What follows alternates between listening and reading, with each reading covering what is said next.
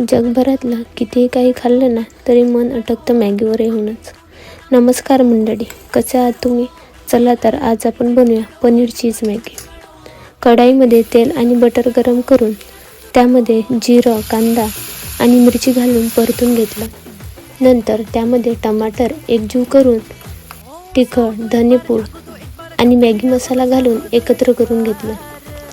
Paneer great करून 3 ते 3.5 cup पाणी घालून एक छानशी अशी उकळी येऊ द्यायची आहे.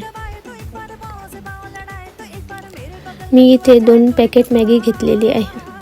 उकळी आल्यानंतर त्यामध्ये मॅगी, स्वीटकॉर्न आणि मॅगी मसाला घालून एकत्र करून घ्यायचं आहे.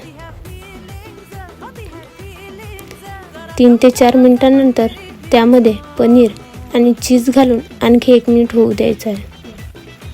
तयार आहे आपली पनीर चीज मॅगी.